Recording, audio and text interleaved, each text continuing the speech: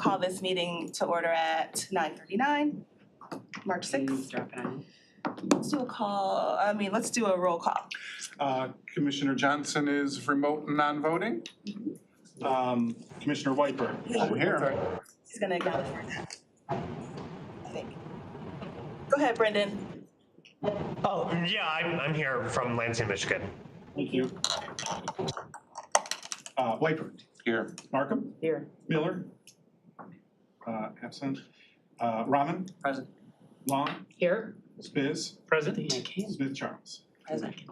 You have 4 days. Great. Mr. Wiper, lead us in the pledge. Surely. I pledge allegiance to the flag of the United States of America and to the republic for which it stands, one nation, under God, indivisible, with liberty and justice for all. Thank you. Leads us right into approval of minutes. Take a motion on that. See Commissioner Long moved, Commissioner Markham supports. Was there any updates, additions, or changes to the minutes? Seeing none, I'll go ahead and prompt the vote.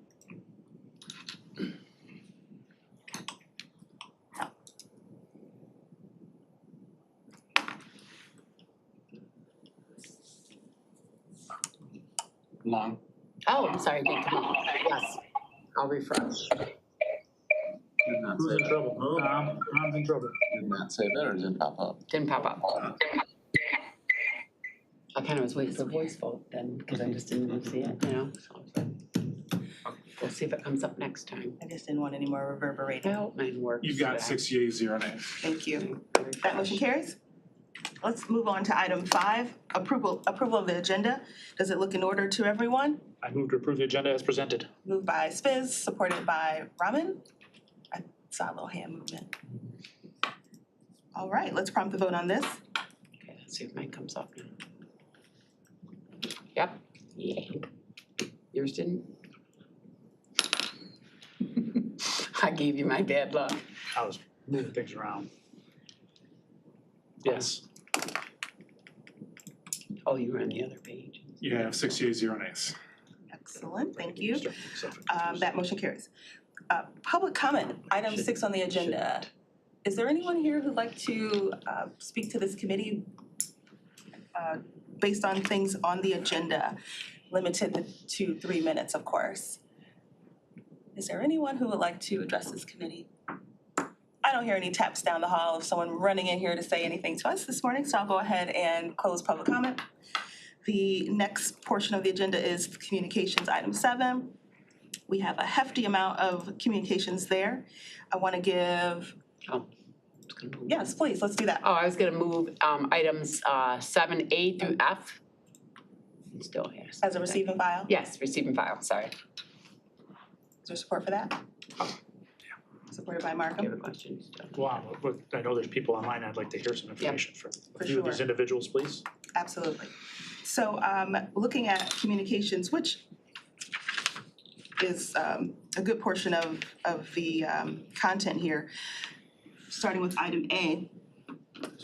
Let's have, if you're here to report on an item under communications, we'd love to hear from you, just to expound on it a little bit. So item 7A, Economic Development, U.S. Center for Advanced Manufacturing Q4 2023 report. Tom. Tom, thank you so much. Yeah, give us your update. Yes, absolutely. And Dom Holmes is also on the call. So, Madam Chair, just for a refresher, I'm Tom Kelly. I'm the CEO of Automation Alley. Sorry we couldn't be there in person. I know Dom is dealing with all kinds of sickness in his home, and so we all dialed in to do this update. We'll be very brief. We have 2 updates. One is for the U.S. Center for Advanced Manufacturing. That is the person who leads that in our organization is Cynthia Hutchison. She will have a very brief update for you just to keep you up to speed. And then Pavan Mazumdar, who heads up our Project Diamond initiative, also has a very brief update. So if you'll indulge us, Madam Chair, may we do a brief update on those 2, A and B on 7? You are indulged. Please go ahead. Thank you very much. Cynthia, I'm going to turn it over to you for a quick update on what's happening with the U.S. Center. Thank you, Tom. Thank you, Madam Chairman, and thank you to the Commission for the opportunity to be here. Delighted to be with you. Submitted our last quarter report. The most significant thing on it that really showcases Oakland County's vision and future look forward style is that we're working closely with a national organization on the cybersecurity project that's coming out of Oakland University in partnership with Automation Alley and the U.S. Center. And we've had the opportunity to showcase that work in New York to large multinationals. And the World Economic Forum is going to be looking towards it as a goal for how we can teach others around the globe how to do things correctly in cyber. Was there anything else about the Center for Advanced Manufacturing? I have questions. If not, I do know that some commissioners wanted to ask a couple of questions, so we can pause right there. And I think I see Spiz in real life, and IRL hand raised. Would you like to Yes, get us please. started? Good to see you. I was hoping to see you in person, but maybe I can come out and visit you again soon. A couple little things. You brought up Oakland University, which is great. I believe in your summary, there was an event coming up relative to that. I'm just wondering, how can I get on an invite? Oh, give me your email. Yes, I will invite you to. Spizm@oakgov.com. You can find me. I'm easy to find. Got it. I got it. Absolutely. That's a great action item. Yep. And then there was another thing, I'm trying to find the exact word, but there's it has something to do with the advanced manufacturing. I want to call it a workbook, but it's not a workbook. There is a Playbook. playbook. Yes, How do I get a copy of that? Is that somewhere on your website that we can see it?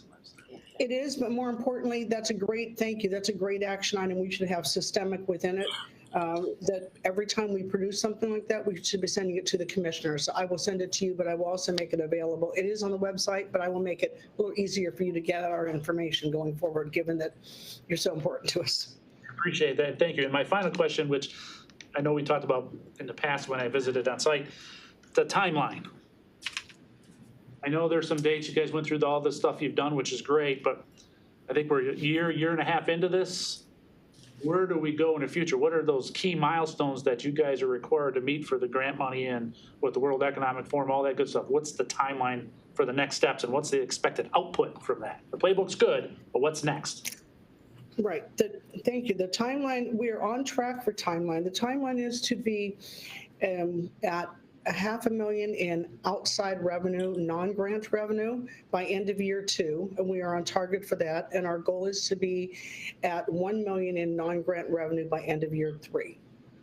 Yeah, and Mike, the purpose of that is when we say non-grant revenue, what we're talking about is global industry joining the U.S. Center. So remember, the proposition we made to Oakland County and the MEDC also joined in this funding was that we need to be more, we need to play offense more on the global stage with large multinational manufacturers that are looking for homes. And we recognize that they're not necessarily putting Michigan on their short list unless they're in batteries or automotive. And we believe that's not the best way to go about bringing more jobs in manufacturing. We think manufacturing is having a huge renaissance, and we need to target companies in manufacturing that are outside necessarily of automotive because we have the workforce and the skill sets to understand manufacturing. So the whole premise was, how do we get people other than the automotive industry to pay attention to Michigan and Oakland County as a manufacturing powerhouse? So the whole agenda over this 3 years was to see, can we create an ecosystem, not of manufacturers within Michigan, we do that very well through Automation Alley, but with manufacturers that are around the globe where we can get them to pay attention and perhaps locate. If we can land 1 or 2 plants into Oakland County, all of this is totally worth it, right? That's the whole goal, is to change the story so that manufacturers outside of automotive are also giving Oakland County a good look. Thank you, I appreciate that, which kind of leads into my final question. Looking at some of the events and some of the organizations that were part of those events, what drove those organizations to participate and what's driving you guys to expand? You kind of touched on it being non-automotive, because that's one of the first things I noticed. There was not, I mean, outside of Fanuc, which you could argue is non-automotive anyway, but there wasn't a lot of automotive in here, which is the heart, bread and butter of what we do in Michigan in this area. And I can appreciate your comments, you're trying to expand that, but is there anything that drove some of these organizations to participate in these events that you guys went through over the last year? Yeah, and I'll let Cynthia address that because she's really close to it. And there's two things I want to say to address that. One is, one of the things that drove it, whether we like it or not, because we always kind of stay in balance with our relationship with the World Economic Forum. Some of those are companies we met through the forum who like the forum's work, but want to see a true U.S. wrap around it. So that's kind of the role we have. So that's part of it. The other is we very strategically looked at, if you're looking at like the executive committee, you'll see people from all over the country outside of automotive. The first year, it was really critical to me that we not put an automotive and minimize our Michigan presence on the EC, because I wanted executive committee members in Northern California, in Texas, to tell their colleagues and their supply chain, you know what, you should get involved in this. This Michigan has a lot going on. So we're starting to see that now with Flex wanting to come and talk to us about what they're doing, what they currently do around the U.S. and what they might do in Michigan. We've got that same conversation going on with 2 or 3 of our other companies, including Schneider Electric. So the companies that are in our ecosystem, we did strategically choose to be in high profile, high visibility growth industries that are not necessarily the bread and butter. Now, over the next year, I think you will see a little more automotive, because we've got some of those companies who are local, who want to be in our ecosystem. We don't want to deny them. We just wanted to make sure we didn't open the doors as a U.S. center that looked an awful lot like what Michigan was already known for. We kind of wanted to throw the surprises out there and bring in those trending tech industries. Yeah, and Cynthia, I would add, and Chairman Woodward is on our executive committee with these CEOs of these multinationals. That was the whole point, is that let's create environments where we can have these discussions under the guise of advanced manufacturing. But we know that Dave is there Commissioner Woodward is there to make sure that, we're getting inside baseball, so to speak, on what are they thinking about? Where are they, when is their next plant coming and where are they looking? And that gives us the ability to respond. So we're trying to be very strategic and for lack of a better word, sophisticated in how we actually build this EC in a way that gives us a competitive advantage amongst other states on how to recruit them into Oakland County and the state of Michigan. All right, thank you. Thank you, Commissioner. Thank you. Commissioner. I wanted to check with you also, since we're talking about advanced manufacturing, where, Cynthia or Tom or Dom, where do we stand as it relates to the CHIPS initiative? While I was at NACO for that brief moment in time, as it felt, there was some talk about really incentivizing local counties to really harness the manufacturing power and infrastructure of producing chips, all of the other stuff that goes into it. Where's Oakland County at with that? And also, there's the CHIPS incentive program. Right now, I believe the application window is open for fabricating facilities, large suppliers, semiconductor materials, manufacturing equipment. I mean, it sounds right up our alley, I should say. Yeah, pun intended. Yeah. Pun Right. intended. So if it's not on your radar, certainly I hope that we can be some of the early pioneers in Michigan as it relates to that. So thank you, if you could speak to that. Absolutely. I don't know if Dom has a sense of that, but what I can tell you, Madam Chair, is that I'm with you in that I've been preaching from the rooftops, still making transistors, making silicon wafers is incredibly water intensive. And I could never understand, why do they keep building plants in Arizona when we're surrounded by the Great Lakes and have virtually unlimited water? They use 5 million gallons a day for wafer production. With that said, the reason why they're in Arizona is because of Intel's long history going back to the dawn of creation of these chips. And it's a huge money game. And so Oakland County and Automation Alley and the state of Michigan really have to work on a cohesive strategy because the game is played above us. It's played at the federal level, at the senator and congresspeople level, where multi-billions of dollars are being allocated across these plants to get them built. We saw what Ohio did with their landing of the Intel facility in New York, and Syracuse getting the Micron facility. So I don't know if I have a great answer for you, because I don't know how we actually compete at that level, because the big plants then sort of drive the ecosystem around it. And we haven't been successful yet, other than some of our smaller players like KLA out of Ann Arbor or Hemlock up in Midland. You know, I think we need to do a better job to land maybe a bigger player. And those are still in play. Whenever I talk to the FCC, they tell us that there's a lot of big companies still in play. And that would be the kickstart to then build an ecosystem that Automation Alley in Oakland County, I think, could be very effective at. And I hope I answered that, you know, well, without being too. I was able to procure a business card and some contact information while there, and, you know, life be life, and as I say, but I do want to forward that on to you all. Thank you. Because the impression was just the sheer fact that they were there, all of the different departments and agencies were like, Oakland County, oh my God, yes, we need you. You're on our list, and I'm so glad that you're here, that kind of thing. So I just want to make sure that we take advantage of whatever dollars are out there, specifically in manufacturing, where we're already built for the come up. Okay. And Madam Chair, and last comment, if I can say it, is we have such a strong relationship with Oakland County and with your economic development organization. We stand ready, willing, and able. So if something comes out of your commission and economic development, you know, we stand ready to assist. So whatever that is, we're going to be all on board. Commissioner, I would also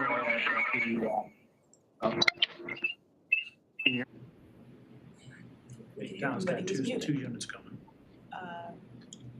You might be double muted. Oh, is that better? Is that better? wow. It's something in the atmosphere right now, Dom. You're here. All right, so I had to pull up a second screen here. Is that better? Sounds like he has multiple devices in the same room, or is too close to another open device. We can only have one virtual device per room. Okay, is that better now? Yes. Okay.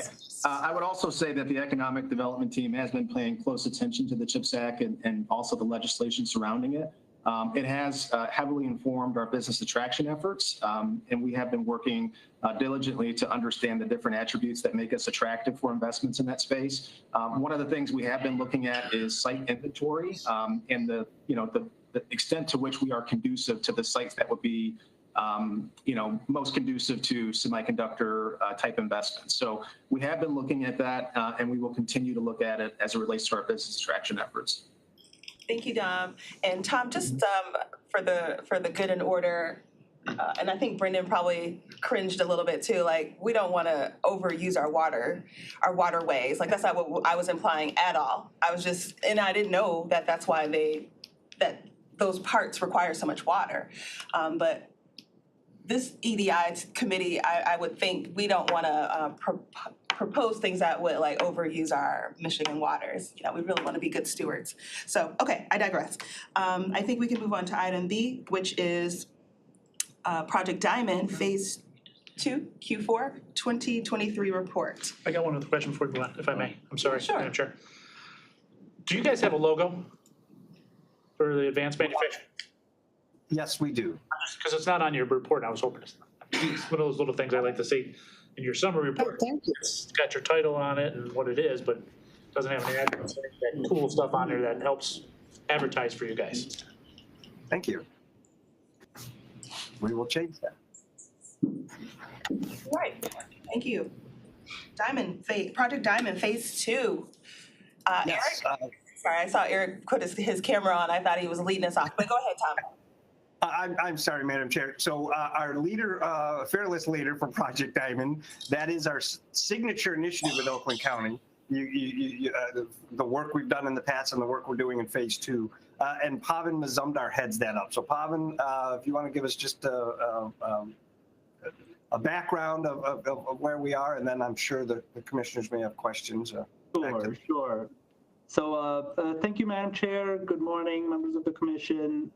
Just a quick update. So if you recall, we had 3 milestones in Project Diamond. One is what we call printer distribution that builds upon what we did in phase 1 and to distribute up to 250 printers. The second milestone is to have a peer-to-peer marketplace with IP protection. And the third milestone is to broaden the access to this marketplace. And we've kind of developed that into 4 different initiatives. And our first initiative, obviously, is the printer distribution equipment allocation. We've gone ahead and we've actually acquired a bunch of equipment. We have about 125 printers at our partner in Auburn Hills, GeoFabrica. Our second initiative is what we're calling the Digital Transformation Program. And the Digital Transformation Program is this 12-week empowerment program, again, building upon the lessons learned of phase 1. The curriculum development of that is in process, and we expect our first cohort to be in the May 15th timeframe, and that's going to be a train the trainer session. The third initiative is what we call our DTC, the Digital Transformation Center. This is actually a community location also at GeoFabrica, which is in Auburn Hills, and they have more sophisticated equipment which will be available to all our grantees.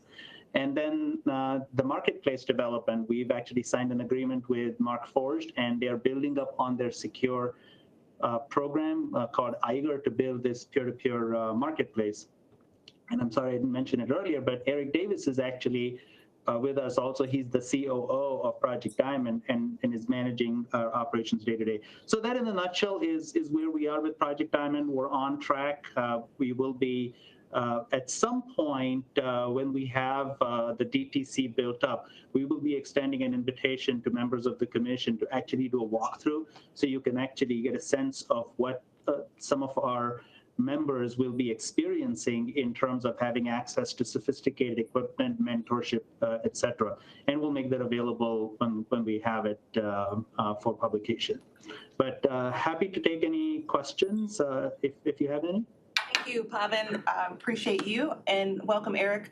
Yes, we'll start with Commissioner Spiz. I think you answered my question with that last comment. I'd like to get a tour of GeoFabrica if I could. So when they're up and ready to run, I'd love to see it. Yes. We love field trips. So we'll have you work with staff, of course, on when the best time for that might be. And you, Commissioner Spiz, were you all set? I'm all set, yeah. Commissioner Weipert? so you have 125 of the printers at GeoFabrica? I mean, that's, Yeah, so we have those right now warehouse. We're going through a process of vetting the applications that have now come through. And it's both a combination of a little bit of technical awareness, understanding, best fit, et cetera, but also getting from them a commitment that they will stick through the program. And so once they go through this, through the DTP, the actual program, sometime toward the end, they will actually get an allocation of one of those printers. Right now, we've made the investment in the Markforged printers. We're also looking at another brand from a company called Prusa, and making that in the process of kind of talking to them about their printers as well.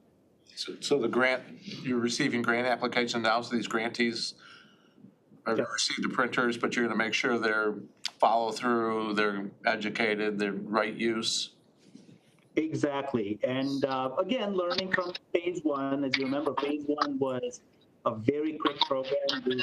We had to go through this process of getting the application, having Oakland County approve it, and then very quickly sending over the printer. Didn't have a whole lot of time for empowerment, understanding, application, et cetera. Phase 2 is a lot different. Phase 2 is helping them taking them on a journey to help them build a business on additive and helping them understand how to transform their business. It's a lot more deliberate. What we would have liked to do in phase 1, but we just didn't have the luxury of that deliberation at that time. So now we're putting that in phase 2. And actually, Eric has developed a process of going through the companies and he'll be putting together profiles of every single application, and will then make it available to the commission to actually see how the fit is, what the profile is, the application, et cetera, and then why we would recommend them to go through the program. When do you think the first deliveries will be? So the program, so the training actually starts. It's a 12-week cohort. It'll probably be around that May and June timeframe, and they will go through this program. It's going to be a once a week for 12-week program. And so it's toward the end of that, because there's a lot of learning that needs to happen. It's toward the end of that program that the printers will start getting delivered to those companies. That doesn't mean that they don't have access to the DTC. The DTC will be available sooner, but it's actually that making sure that they understand how to put this printer in use in their own facility. That's toward the tail end. And again, that's based on how we know companies assimilate the technology on their own. And in those 250, it's going to be 250, right? You got 125 right now? Correct. Weren't there some super 3D printers? Wasn't there Technical work. Yeah, I mean, there was a higher end or a more sophisticated. Yeah. That'll print. So We're still doing those? I think what you're talking about is in the phase one, we had what are called Metalex printers. We had two of those, 2 print farms, and we have those available. There's 2 locations right now, one in Rochester, one in Novi, and they have those Metalex printers. And the original objective was to make those community resources. Again, what we learned from the behavior of the community is, companies are reticent to go to someone else's location and use the printer. So while these printers are in use, they haven't really been kind of what we would call good candidates for community resource. So we're in the process of figuring out how to take those and put them in the center as well. And the center right now is going to have high volume, high production capacity printers. That is, we know, going to be much more welcoming, because that's what the purpose of that center is. And when they go through this program, they will get access to the center. They will basically be built into their behavior, because some of the coursework is actually going to be at the center. So after they're done with it, it's not going to be an unfamiliar place, and it'll be a mechanism for them to scale up their production without necessarily having to invest in the equipment. Thank you. Thank you. A couple of things. I noticed the highlights at the contract number position on the reports. Is that something you are in need of? Eric might know better than. We've actually resolved that. Those were in the first versions, I think, from December or November. It's fine, as long as it's resolved. I just want to make sure you weren't waiting on us. Yeah, so if you look at the December report, you'll see that the number has been populated. Okay. So yeah, it's something that we were highlighting for a while, and we did go through a couple of back and forths, but I think we're in good shape now. Okay, and then I'm looking at the report dated 11/1/11/30 specifically. So I guess that's the November, where it says that the Project Diamond team didn't meet as agreed upon, didn't meet in November, doesn't plan to meet in December. Is that a hiccup? Is that a? No, those are just, we just kind of like, it's almost like, just capturing minutes. No, it's not a hiccup. It's just more of like, hey, here's what happened, more like an activity log. Great. And then finally, and my understanding of this is very novice, so forgive me, and I don't even remember the name of the type of printer, but at the West Airport, what's it called? Southwest, Oakland Southwest. Yeah, Oakland Southwest. We were welcomed to a tour of their, it's a museum. War museum. Yeah. Yeah, it's a thank you, Yeah. Warbird Museum. And the gentleman who kind of runs it has given his whole life to this place. You've got to see it if you've not been out there.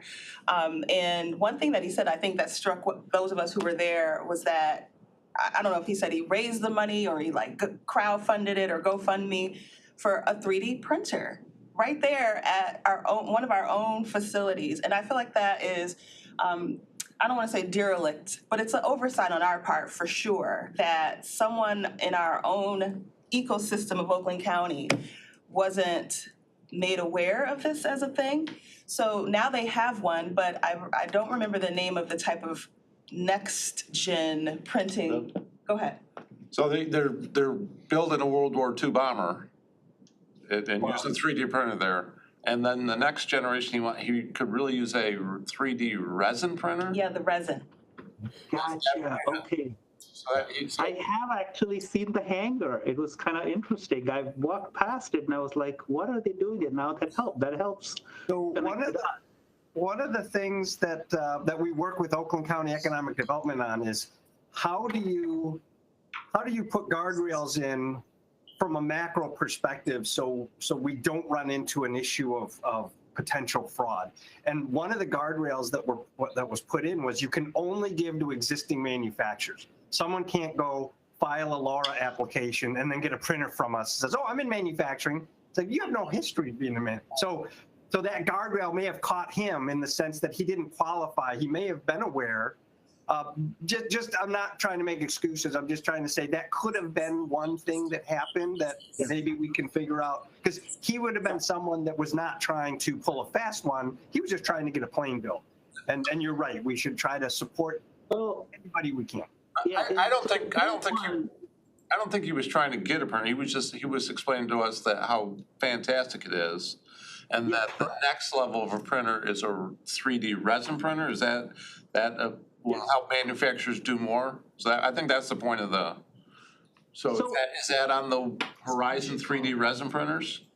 So actually, the printers that we have at the DTC are definitely going to be valuable for this project. Now, what we have to figure out, as Tom mentioned, is what's the mechanism by which they would get access to that 3D printer? They would have to have a business that would actually be the manufacturer, but absolutely, there is that capacity. Those printers that we have at the DTC are those types of industrial printers. Not to mention, the Markforged printers that were distributed, they're all capable of production parts. So he might have been looking at resin printers from a specific application, but I wouldn't be surprised if we looked at the particular part that he was printing for that particular application. And I wouldn't be surprised if that would have been able to be built by the Markforged printers with the continuous fiber reinforcement. And I don't want to get too technical. My point is, it's not necessarily one material that is the only thing that you can use, as long as it has the integrity that they need to replicate that performance in that particular flight condition. And again, if they're talking about an airplane, there's parts that are flight impacting, and then there are non-flight impacting. So if it's a knob or something like that, it might be a little bit less, important on what the material is. But if it's something that's important for the flight characteristics, then that has some other things. But the whole the reason, right in the beginning, the reason we used Markforged printers were because they were production capable, and they have experience in aerospace, in defense, in jigs and fixtures and things like that. So it's really more a question of what he was looking at. But that's a great story. It's a great story. He would actually be able to have access at the DTC to build those kinds of parts. We would just need to make sure that we follow the mandated constraints that we have on the grant application based on the use of funds, et cetera. But absolutely, it's just a great story. Yes, and more to come, Put them in touch with. Yeah, well, this is just, sharing this in public space here. So thank you for that feedback. Thank you for filling in some of the blanks, Phil. And I don't see any more hands raised in particular on this particular item for Project Diamond. I think that we just want to encourage the timeliness of these reports and some visual aids, because it was a lot of just words. But charts and A good idea.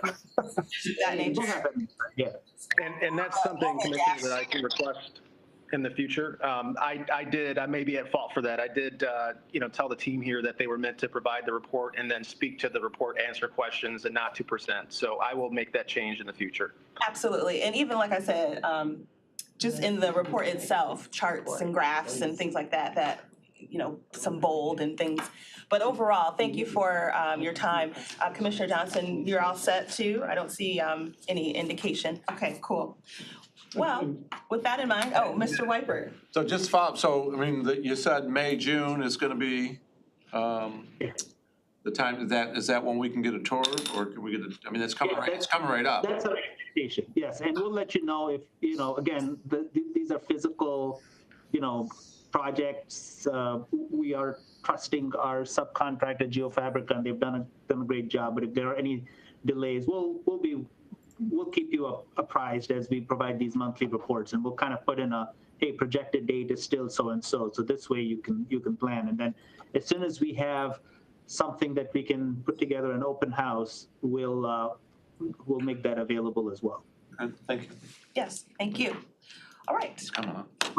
thank you. So the next fast. four, thank you. Feel better, Dom. The next 4 items are under County Transit Division. We have the SMART July-September 2023 quarterly report, the local providers October-December 2023 quarterly, the community transit supportive reviews, and the community transit plan requests for proposals all have been included in the receiving file. Did anyone have any feedback or thoughts on it? Otherwise, we can. Just more of a comment. Sure. That I think in the SMART report with some of the new routes, one I think had 50, going from memory. One had 50 additional, which is good, I think, for the first report. One had 1. So those are what I think we should be, I'm sure you're gonna be conscious of them and continue to watch them, but it's something we should be cognitive of just to make sure that we're seeing the benefit for these additional routes. And I know there's new ones being added. I think another one's coming in Rochester here pretty soon. So I'm interested to see what those numbers are as more information gets out into the public, that those are available, put it that way. Yes, Commissioner Markham. I have a question about the flex service that was happening in some of the communities, Farmington Hills, and so on, but it's been suspended. So can you talk about that a little bit? When you say it's been suspended, that's new information. I'm not aware. Well, maybe I read that wrong. And while she's looking that up, just for folks who are watching on YouTube, if you could introduce yourself. Good morning. My name's Eli Cooper. I'm the transit manager in the transit division with Oakland County. With regard to the prior comment, very quickly, with SMART, the report was through September. The services just began in September. Okay. That's why there was a ride. Unfortunately, because of the complexity of their budget and administrative process, this report was like 5 months old already. We missed the last transit ad hoc committee meeting with the new information for SMART for their next quarter by like 3 days. That information is in hand, and we will be presenting that to the transit ad hoc committee at the end of March. So you'll be seeing that in April. Perfect. While she's looking back, I do have follow-up. Yes, please. Relative to the community transit services. One of the questions that some communities have been asking me is how can we tie in some of the smaller entities like the, not the but NOTA? NOTA, but because some of the senior centers have one bus, right? And there's some other things that have one bus. And I talked to Commissioner Woodward about this, and you and I should probably touch base after this to get a little more detail, but how can we tie them into NOTA, into WOTA, and into OPC, for example, because there's many entities within each of those communities that have one bus that I know we gave some funding to originally for the one-year thing to keep people going, but I'm hoping the plan is to kind of roll them into the bigger picture and give them the same support that they have today, but through a NOTA, WOTA, or OPC. So there's a big divide in the county. So there's the community partnership program that SMART facilitates, that provides federally funded 5310 vehicles to local governments and some not-for-profit entities. Those will continue to be distributed through the RTA SMART process with regard to the vehicles. in the Notawoda OPC areas, we continue to coordinate with those local authorities.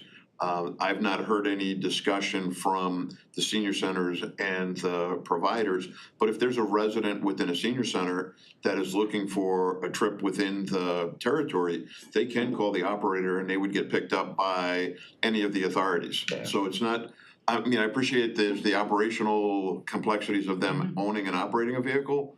And that we would be supportive of the authorities coordinating with these one-off senior center providers to the extent that they can. But right now, I would assure you that they're spending a lot of their energy continuing to meet the requirements we included in their 2024 agreements. So there's still, I know we're a year out since the millage, but there's still a lot of growing pains going And on. I fully respect that, and I understand that. It's just something I've been thinking about it a little bit lately, and I've talked to Commissioner Woodward about it, because it's not just senior centers, we've got some other nonprofits in certain areas that are looking for some type of transportation. And maybe SMART's the best way, because some of them just need a vehicle, right? If there's a way to give them a vehicle, that would probably help out a lot, but I was just trying to find a way to tie all this in, so you and I can talk offline about this, maybe have a meeting to come up with a little bit more detailed plans. Great. Perfect, thank you. Thank you for that. Commissioner Marco? I must have been reading something different last night. Flex is still around. Yeah. It happens. I apologize. And again, Flex is still characterized as a demonstration pilot program for several years. The Michael Baker contract team working with SMART is evaluating the existing services to see whether they can become permanent parts of the SMART service, as well as they're looking at potential new flex zones to be created as a result of their analytics of the people and the travel patterns. So more to come. Then thank you for that. And there's a lot going on for all of us in terms of our professional and personal lives. And so I feel remiss because I feel like I need to attend a transit meeting from time to time that way I can ask questions. But, just because I have a couple of interested listeners here, I'm still missing the marketing. Like, I was gonna put my car in the shop the other day and I knew I had an appointment in Lathrop Village. It's the same conundrum I had about a year ago when I tried to ride SMART and I was so confused. I just took a cab from Northland to Lathrop Village, and I don't know. I feel like social media, we need to have some reels, some TikToks of people. Like, how do you know where to go to find, they're like, oh, check the app. What's the name of the app? It needs to be like plastered because, again, I want to use services. I just feel, and I'm in a very high density area where, high access to mass transit is the dream. But I don't want to be stranded, and I definitely don't want to have to, I just don't want to be confused. That's the last thing a person wants to do, whether you're a senior, a teen, or in between. So just wanted to lift that into the atmosphere. Like, the marketing is what I'm missing. I want to be able to point people to stuff. So thank you for listening to that. So then we can go ahead and prompt the vote on our receive and file.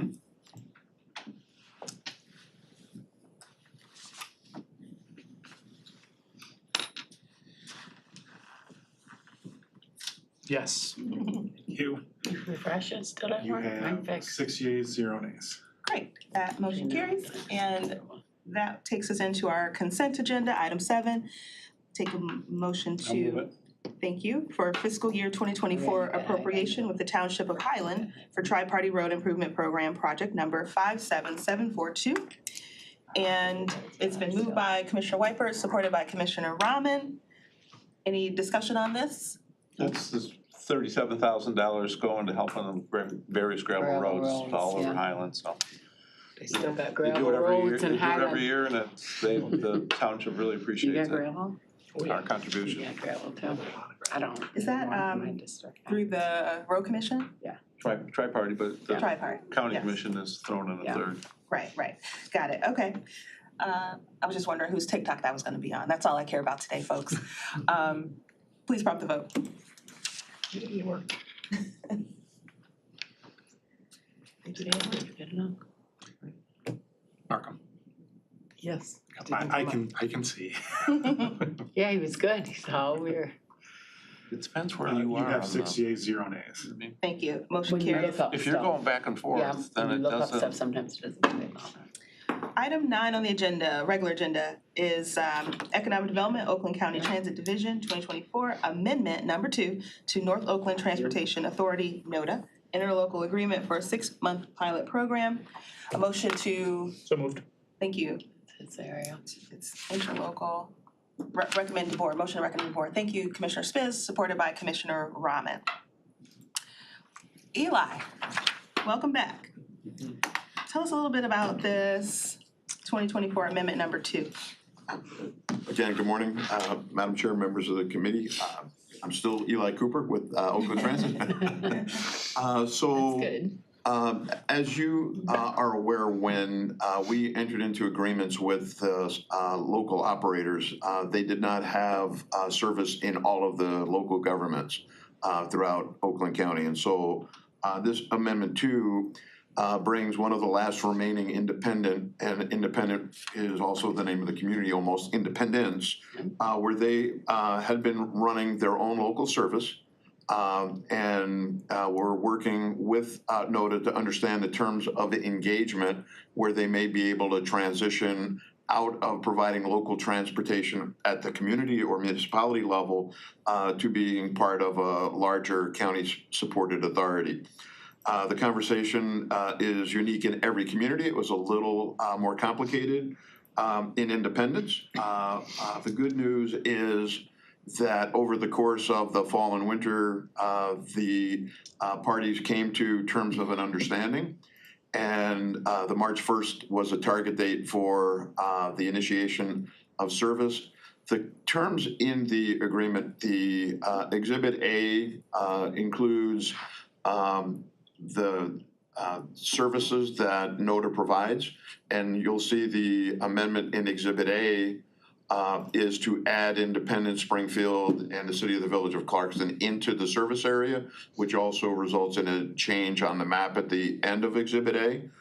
There's also a group of about 6 or 7 more detailed parameters, including the duration for 6 months, the customer service feedback process, the communication between the local government and the authority, all to assure all parties that the services that are being offered to the residents in the communities meet or exceed their expectation.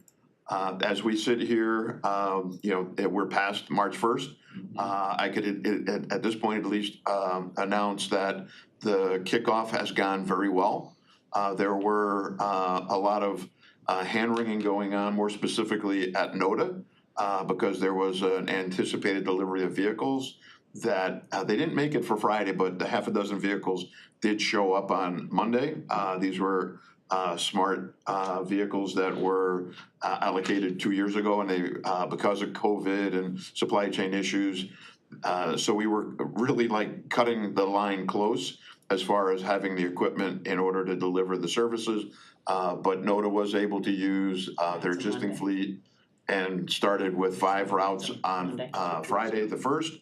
And my conversation with the director of NOTA yesterday afternoon is things are going well. They're meeting the request for services.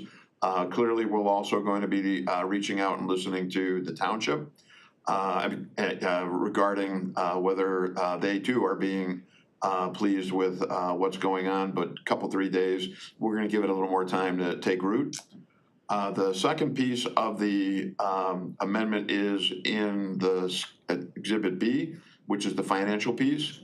And so we have learned over the course of the first year of our millage, when the authorities take over communities, the demands change dramatically.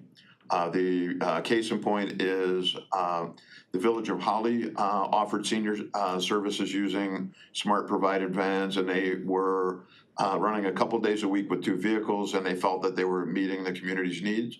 WOTA went in there last fall, initiated service and marketing. I believe they're now running 8 vehicles full-time in the Holly communities. And so The good news for us as the county, we're at the beginning of the budget year, so NODA has the resources in order to have an experience of what the demand in the Independence Township community area will be, and that the language that we've included in the item that's for your consideration says that as we go through the year, we will come back with an amendment in order to assure the finances are there in order to support the services that that NODA is delivering. And so on one level, I'm saying, yeah, it's the right thing to do. On the other level, it's like, okay, there's not an estimate or forecast because there's really that wide range of uncertainty as to how many additional vehicles may be needed, additional trips. I was talking again with Lynn yesterday. She's saying, well, we may need to hire 5 or 10 more drivers. So again, that labor costs, other costs need to be understood because our commitment as the county is the services are available. And so the good news is that there is a reserve in the transit millage so that we're not, if you will, worried that the additional demands are going to put us into a negative budget position, but recognize that staff will be coming back as we get better information about a budget amendment for NODA in order to complete the elements of this demonstration process, and that it may take us far enough into the process where Independence Township will say, hey, you know what, we're satisfied, we're pleased, and we can eliminate the terms of it as a demonstration and just include them as permanent members of the NODA service community. Any additional questions? Yes, I see Commissioner Rahman.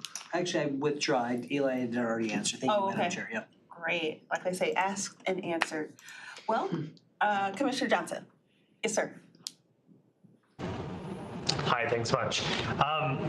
Eli, I don't know. I feel bad that I haven't seen this before, but this is the first time that I looked at a map of NODA's service area, and it is a lot bigger than I thought it was going to be. So this is just kind of a like, do we have any idea how many people are actually going to Utica? I did not know that you could go from Ortonville to Utica, and I know that we were talking a little bit about how like NODA has, I think it was NODA has the most expensive, well, God, what was the term? It was like miles traveled per customer ratio. And like OPC was the smallest because it was the smallest area. And I guess I just assumed that that was because it's pretty big in the north.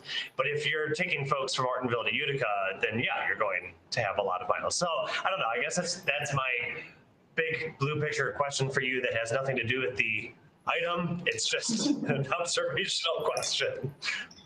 Yes. So again, the driving boundary for NODA and all of the operators has been adopted as of last spring. The specifics as to trips to Utica, I will get in touch with staff and provide the information back to the commissioner. But I found it really interesting, and I've had this conversation with SMART, who allocates these vehicles throughout the entire 3-county region that they service, and that the highest mileage operator that they have of all of the operators in their system is NODA. And it is because of the sparsity of land use and a lack of density up there. So all the trips are longer, and their vehicles actually get almost twice as much mileage as many of the other community partnership partners. Now you get on. You didn't know he was playing with his Thank you, mic. Eli. We were getting some feedback from Commissioner Johnson's mic, but certainly unmute if you have something you want to add at the end there. Okay. I love that power. You have some power, man. You have some power. I was intrigued by that NODA map as well. Certain people. Just the proximity to different things and hashtag where's Utica? No, I'm kidding. Of course I know where Utica is. All right, well, let's take the vote on that because I don't think I saw any other hands. Got a lot of stuff, yeah. Yeah, let's take the 59. vote on item 9A. Got a lot of stuff down here.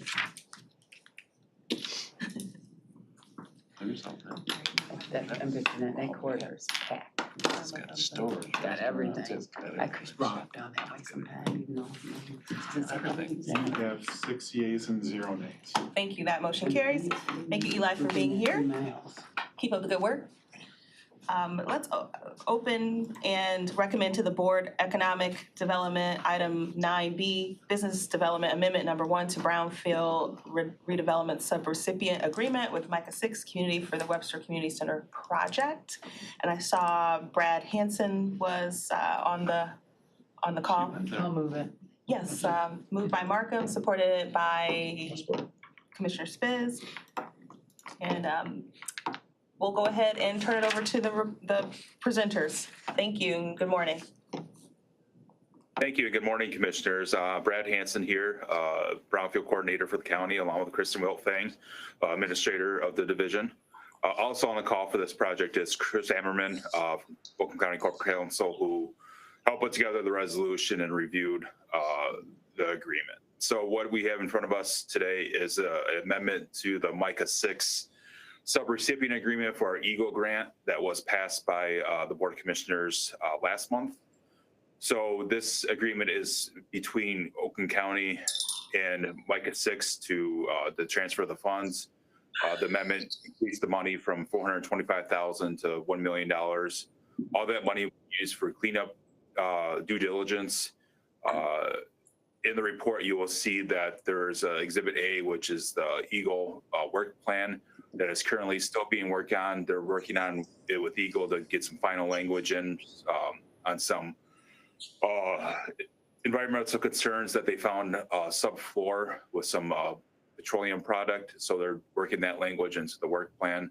Once that's completed, EAGLE will approve, and then we'll have it back to our offices to review and to corporate counsel to review and approve to be included in the amendment.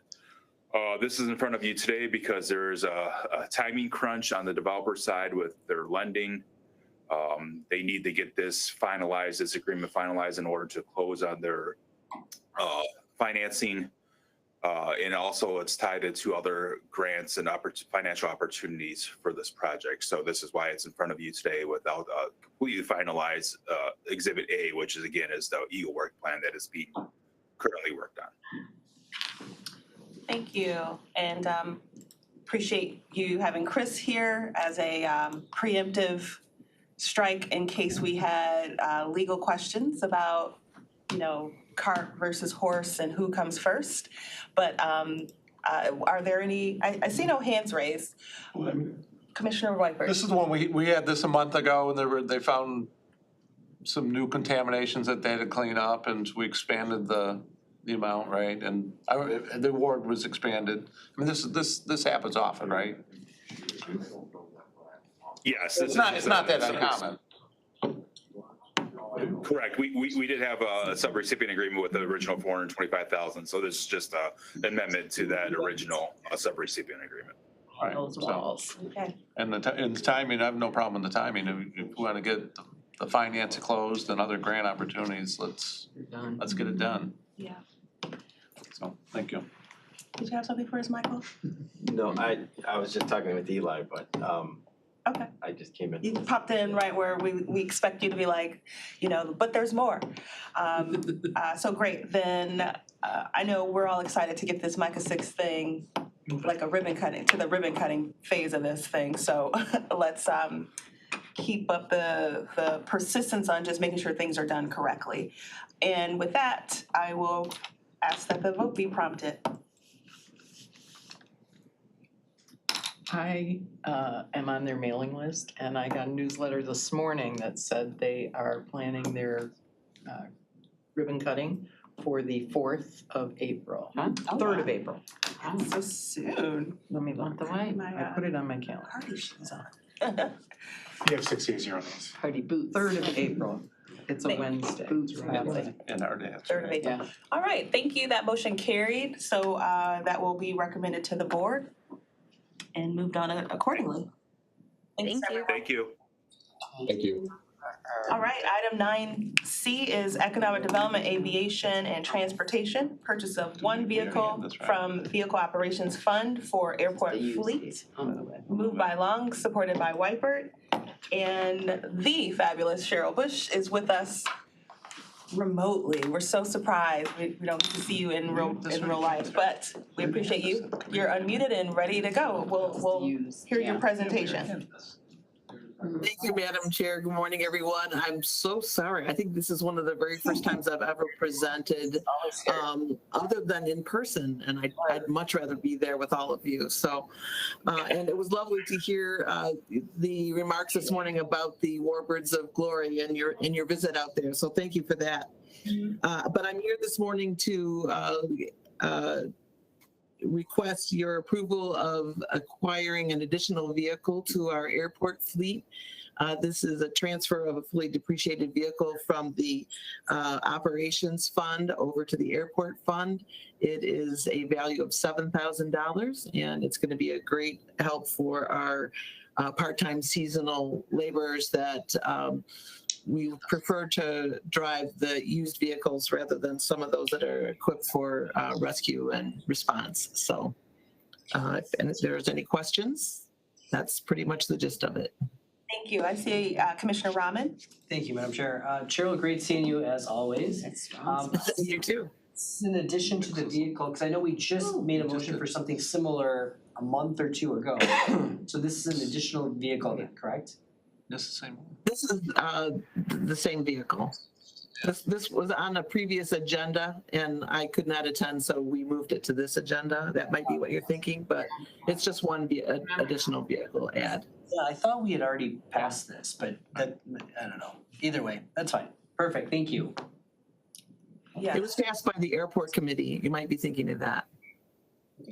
You have seen it. And that was actually my question about chain of actions, because I was like, has this already gone through that committee part? So maybe that is.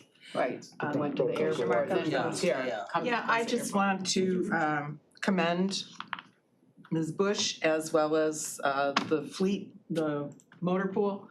I mean, we're using a used vehicle that the motor pool was gonna put on the market or whatever, and it's just moving over to the airport, and it's functional, and I think that's good fiscal policy. Even, you know, we're not talking a lot of money, but somebody was thinking, and I appreciate that. Thank you very much. Yes. All righty. Anything further on this item? I don't see any hands raised, so we'll go ahead and prompt the vote on 9C. This way they just tool across. Doesn't know what to do. But that's cheaper than a golf cart. 7,000. We're paying more than golf cart. More than that. You have 6 yeas, 0 nays. Motion carries on 9C. Thank you, Ms. Bush. Keep up the good work. We'll Thank you so much. Thank you. All right, folks. We are at item 10, which is our second public comment. Is there anyone here who would like to speak to the committee on anything under the sun for 3 minutes? See no one coming up, so I'll go ahead and close public.